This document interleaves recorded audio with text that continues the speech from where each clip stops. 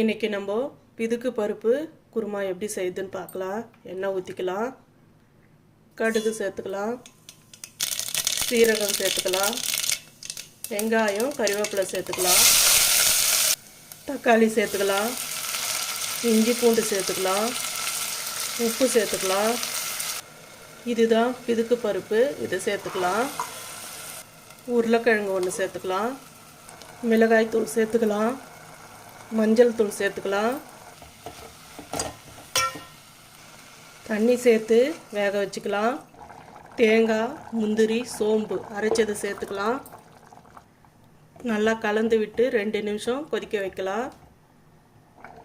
வாசனையான குருமா ரெடி. மேலே கொத்தமல்லி போட்டுக்கலாம். பிதுக்கு பருப்பு குருமா ரெடி. இந்த வீடியோ பிடிச்சிருந்தால் லைக் பண்ணுங்கள், ஷேர் பண்ணுங்கள், சப்ஸ்கிரைப் பண்ணுங்கள். தேங்க்யூ.